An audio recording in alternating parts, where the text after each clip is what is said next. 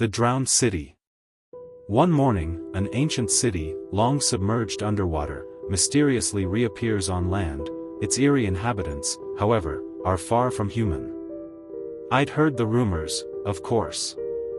Everyone had. It was the talk of the town, the sunken city that mysteriously reappeared overnight, rising from the depths like something out of a nightmare. But rumors are just that, stories told over drinks, half-believed myths to pass the time. I didn't believe it, not really, until I saw it with my own eyes. I woke up that morning to an eerie silence. The usual noise of the city, cars, voices, life, was gone. I stepped outside my house and froze. The horizon, where the sprawling expanse of our modern city should have been, was replaced by ancient, crumbling buildings. Water dripped from their walls as if they had just emerged from the sea itself. Their architecture was strange, twisted, wrong somehow. Stone towers leaned at impossible angles, slick with green moss and seaweed, their windows dark and lifeless. I grabbed my jacket and started walking toward it, drawn in despite the growing dread bubbling in my chest. As I got closer, I noticed the streets were wet, the air thick with the smell of salt and decay. It felt like the ocean itself was still clinging to this place. And then I saw them. People, or at least, they looked like people. At first. They moved silently, their clothes tattered and dripping wet, as though they'd just stepped out of the ocean. Their skin was pale, almost translucent, and their eyes were black, like the deep waters of the sea. I watched as one of them glided past me, her head slowly turning in my direction. For a moment, our eyes locked, and a cold shiver ran down my spine. There was something ancient in her gaze, something that had been waiting a very long time. I tried to speak to them, but they didn't answer. They just moved through the streets, seemingly unaware of the world around them. No one else from our city was out. It was as if the entire place had been swallowed by the same silence that clung to the drowned city. I couldn't shake the feeling that I was being watched, though. I could feel eyes on me, from the shadows in the buildings, from the darkened windows. I made the mistake of stepping closer to one of the ancient doorways, curiosity gnawing at me, and that's when I saw it. Inside the house, the floor was covered in water, black, thick, and still. And in the center of the room, just beneath the surface, something moved. Slowly, at first, like a ripple. Then a shape began to rise, a face, pale and bloated, staring up at me from beneath the water. Its mouth opened wide, impossibly wide, as if it was screaming, but no sound came out. I stumbled back, my heart pounding, and nearly collided with one of the drowned. She stood right behind me, closer than before. Her head cocked to the side, eyes empty, lips parted slightly. I bolted. I ran through the streets, the wet ground slick beneath my shoes. The buildings towered above me, their windows like black eyes staring down, watching, waiting. I swear I could hear something behind me, footsteps, slow and deliberate, but when I glanced back, there was nothing. Just the wet, empty streets and the looming, alien architecture.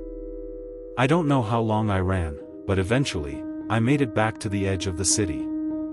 Our modern world was right there, just across a single street, but it felt a world away. I turned to look back at the drowned city one last time.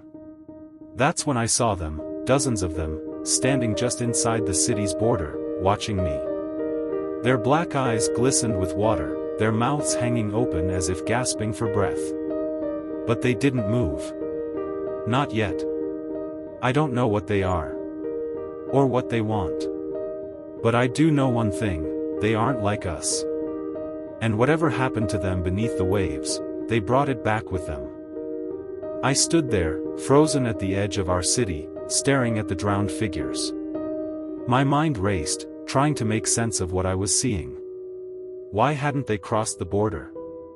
They just stood there, as if some invisible force was keeping them contained.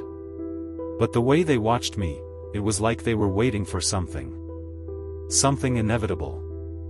I backed away, never taking my eyes off them, and hurried back to my house. The streets were still empty, the eerie silence lingering like a thick fog. I shut the door behind me and tried to calm the frantic pounding of my heart. I needed to tell someone, but who would believe me? I wasn't even sure I believed myself. Hours passed, and as the sun set, the city remained unnervingly quiet. I couldn't shake the feeling that the drowned were still there, watching, waiting. Every noise in my house felt louder, more ominous. The ticking of the clock, the creak of the floorboards, it all set my nerves on edge. Suddenly, there was a sound. A soft, rhythmic tapping, almost like raindrops, coming from the window. My breath caught in my throat. Slowly, I approached the window and pulled back the curtain. One of them was there. A woman, her skin pale and slick, her hair hanging wet over her face, stood just outside. Her black eyes bore into mine, and her hand rested on the glass, fingers leaving wet streaks as if she was trying to push her way inside. For a moment, she did nothing but stare. Then, her mouth slowly opened, wider than any human mouth should be able to, wide enough that her jaw seemed to unhinge. I stumbled backward, knocking over a chair, heart pounding in my chest. She didn't break the glass.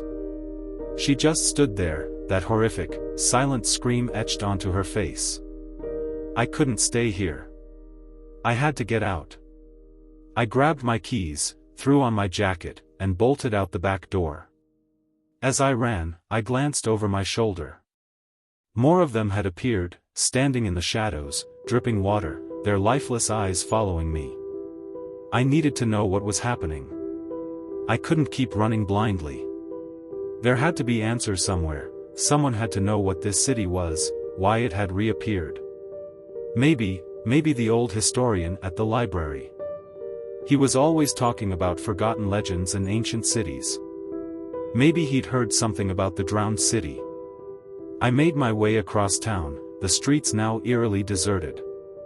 No cars, no people, just that ever-present wetness and the occasional creak of buildings settling. The further I went, the heavier the air felt, as if the city itself was sinking under the weight of something unnatural. When I finally reached the library, it was deserted, just like everywhere else. But the door was unlocked. I stepped inside, my footsteps echoing in the quiet. "Hello?" I called out, hoping someone, anyone, would answer. No reply. I made my way to the back, to the old section where the historian always kept his research. I found his desk, covered in papers and old books. One title caught my eye, The Lost Cities of the Deep. Flipping through the brittle pages, I found what I was looking for. A section on a city that had once been swallowed by the ocean centuries ago, cursed by the gods for its arrogance. The people, it said, had been turned into something inhuman, their souls trapped beneath the waves, waiting for a time when the city would rise again. And it had risen. The last line in the book chilled me to the bone. When the city re-emerges, the curse will not stop at its borders. It will spread, claiming all who come near. A sudden noise snapped me out of my trance. From the darkness of the library, I heard the unmistakable sound of wet footsteps. They had followed me. The wet footsteps grew louder, closer. My heart hammered in my chest as I clutched the book, backing away from the desk. The library, once my sanctuary, now felt like a tomb, and I knew that the drowned had followed me here.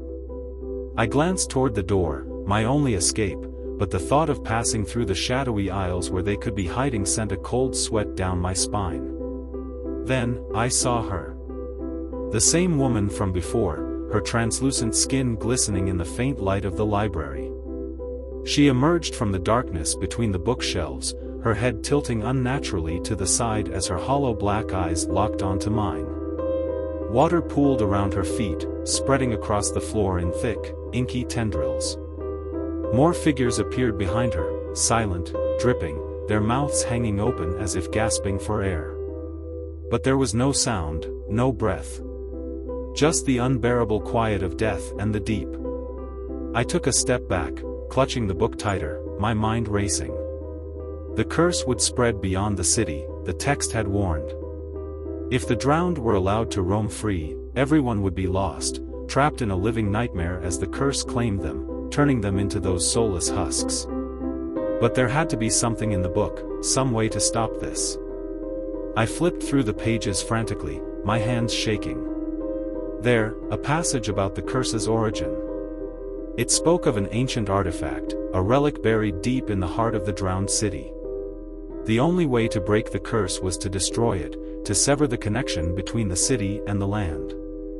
The woman inched closer, her breathless figure looming over me now.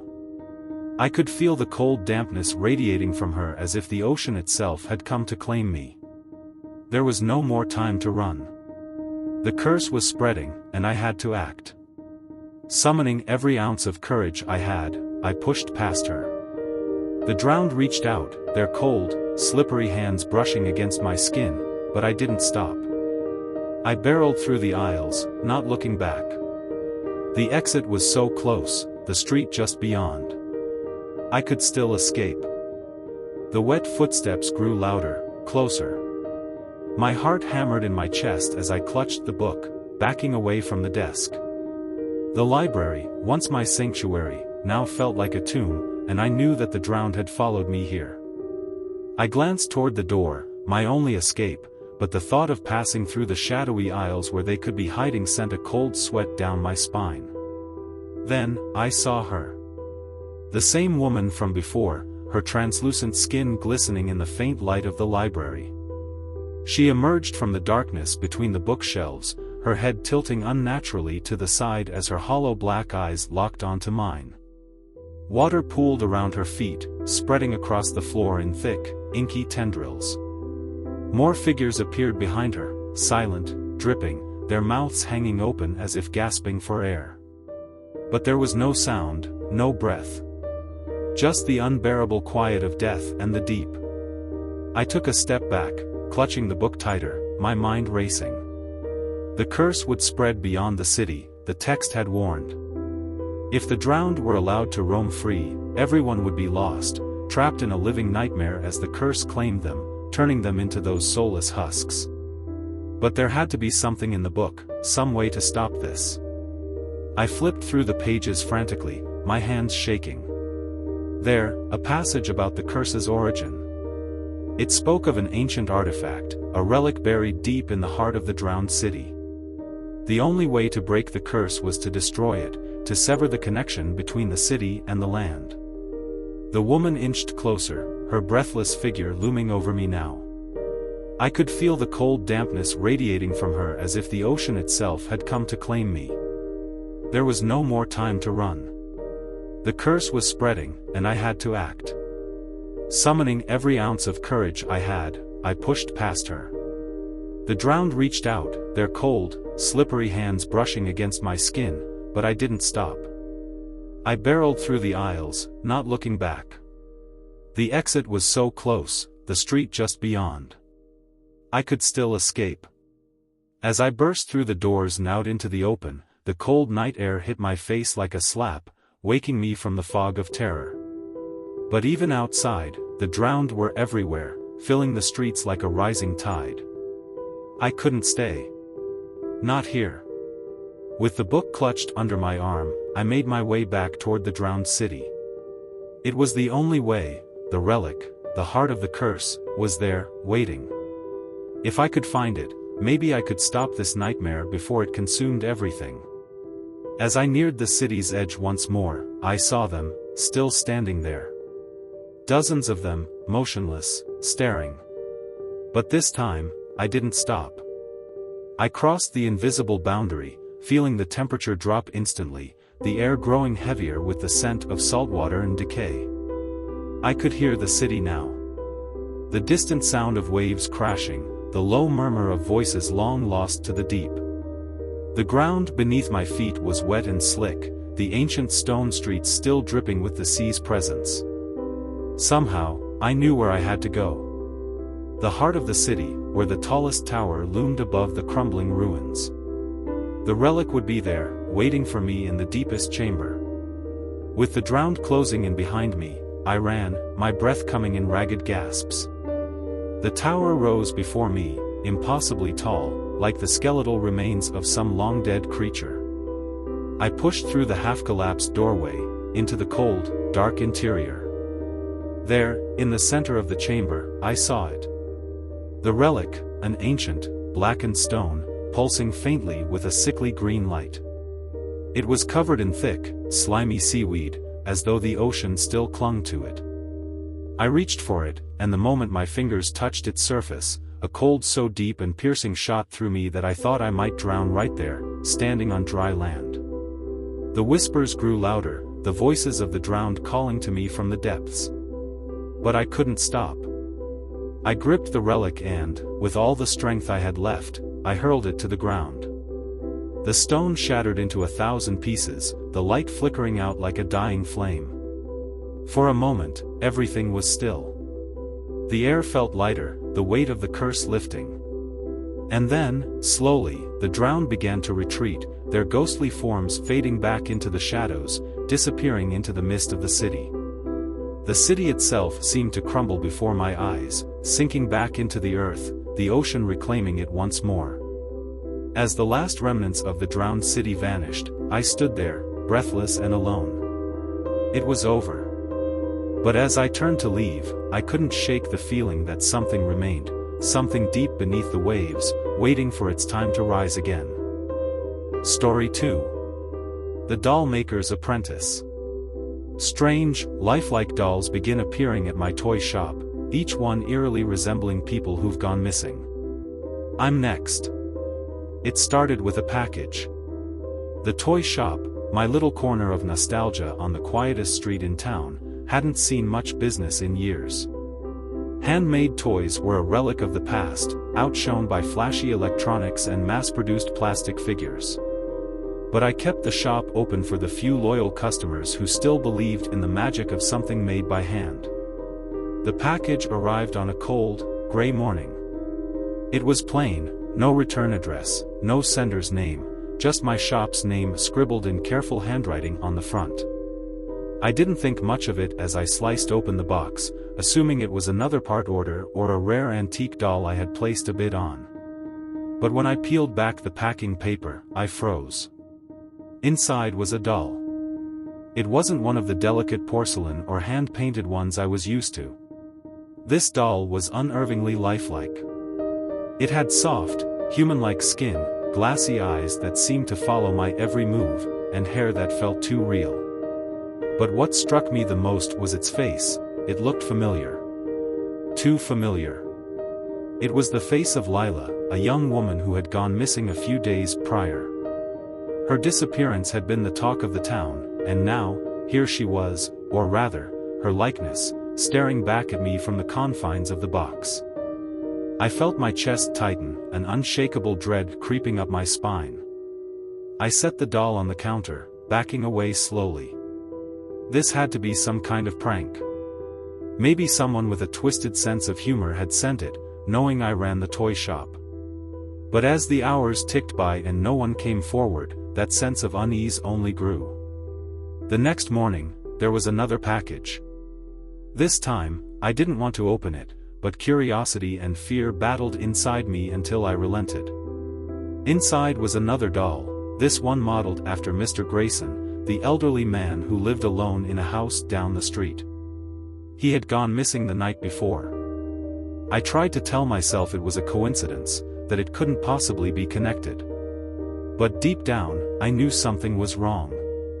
The detail in the dolls was too perfect, too precise.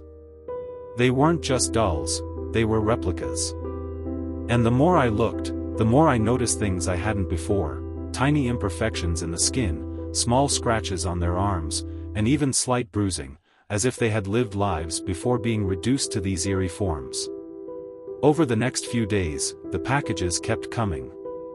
Every time someone went missing in town, a doll appeared on my doorstep. A child, a teacher, a shopkeeper. Each doll more disturbingly lifelike than the last. Their eyes seemed to plead with me, as if they were trying to communicate something, but I couldn't understand what. I went to the police, but they dismissed it. "Just dolls," they said. A strange coincidence, but not a crime. They didn't see what I saw, the souls trapped behind those glossy eyes, the way their expression seemed to change when no one was looking. I tried to throw them away, burn them even, but every morning they'd be back in the shop, perfectly pristine, waiting for me. Then, one night, I stayed late, determined to figure out where these packages were coming from. I hid behind the counter, the darkness of the shop swallowing me whole. Hours passed, and just as I was about to give up, I heard it. A soft knock. The door creaked open, and in stepped a figure dressed in a long, tattered coat. Their face was obscured by shadows, but I could see their hands, pale and thin, cradling yet another package. My heart pounded in my chest as I watched them walk silently to the counter and set it down. They paused, head turning ever so slightly in my direction, and for a brief, horrifying moment, I thought they could see me. But then they turned and left, vanishing into the night as if they had never been there at all. With shaking hands, I opened the package. Inside was a doll. It was me. Every detail, my eyes, my hands, the scar on my cheek from an accident years ago, it was all there, captured perfectly in the doll's cold, lifeless form. I dropped it, stumbling back, my breath catching in my throat. The realization hit me like a freight train. I was next. I tried to leave town, to run far away from whatever force was behind this. But no matter how far I drove, I always ended up back at the shop. The roads twisted and turned, leading me in circles until I was right back where I started, staring at the front door of the place I once loved. The final package arrived the following night. I knew what it would be before I opened it, but that didn't stop the scream from ripping through my throat when I saw it.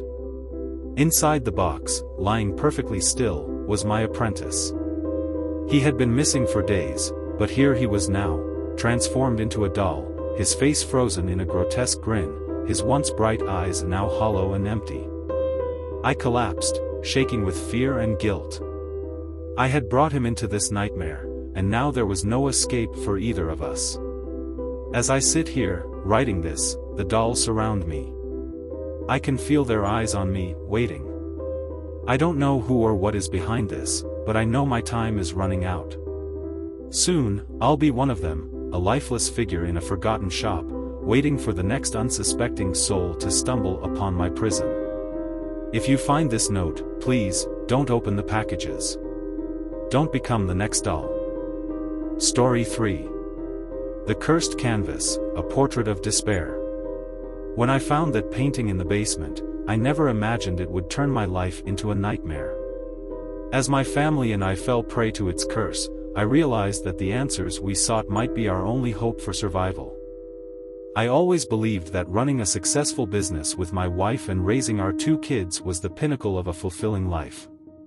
Everything was in its right place, and we had no reason to worry about anything beyond our normal daily grind. That is, until the day we discovered the cursed painting. It started on a routine trip to an estate sale. We were there to pick up some antiques for our newly renovated office space. The house was old, a relic from a bygone era, and as we wandered through the dusty rooms, we stumbled upon a basement door that seemed out of place. Curiosity got the better of us, and we descended into the darkness. The basement was a treasure trove of forgotten items, old furniture, faded photographs, and stacks of yellowing papers.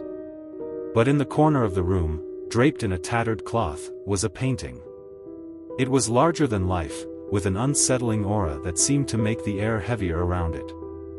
I could sense that there was something not quite right about it, but my wife, ever the art enthusiast, insisted we take a closer look. As we pulled the cloth away, the painting revealed itself, a masterpiece, but with an eerie twist. The subject was a portrait of a man whose eyes seemed to follow us, no matter where we stood. His expression was one of despair, twisted into a ghastly grin that made my skin crawl. We decided to take the painting home, intrigued by its unique style and the mysterious history we hoped to uncover. That night, as we hung it in our living room, an unsettling feeling settled over me. I tried to shake it off, attributing it to the painting's macabre subject matter. It was only the next morning that things began to unravel. My wife and I woke up feeling nauseous and disoriented, but we chalked it up to the stress of our busy lives. Our kids, usually full of energy, were listless and pale. As the day wore on, the symptoms worsened: violent headaches, vomiting, and an overwhelming sense of dread. At first, we thought it was just a virus, but then I remembered the painting. We took it down and tried to ignore the strange sensations that lingered in its absence. Yet, even without it, the sickness persisted. We felt as though we were trapped in a nightmarish haze that wouldn't lift. Determined to find a solution, I began to research the painting. I discovered that it had once belonged to a renowned artist who had died under mysterious circumstances. The locals whispered about how anyone who gazed upon it was cursed to fall into an illness that defied medical explanation. The more one looked at it, the deeper the influence took hold, slowly driving them mad. Realizing the gravity of the situation, we decided to return the painting to the basement where we found it. It was a desperate measure, but one we hoped would break the curse. As I carried it back, the weight of it seemed to grow heavier with each step, and the air around me grew colder. When I finally set it down and covered it with the cloth once more, I felt a wave of relief, but the damage had already been done. We continued to suffer from the effects, and our once happy home had become a place of fear and illness. The painting remained in the basement, a constant reminder of the darkness that had invaded our lives. We tried to move on, but the curse had left its mark on us. Our business faltered, and our family life became strained. I often wonder if we'll ever truly be free of its influence, or if we're forever bound to the fate of those who dare to look upon the cursed painting. In the end, I learned that some curiosities are better left unexplored, and some relics of the past are best left forgotten in the shadows.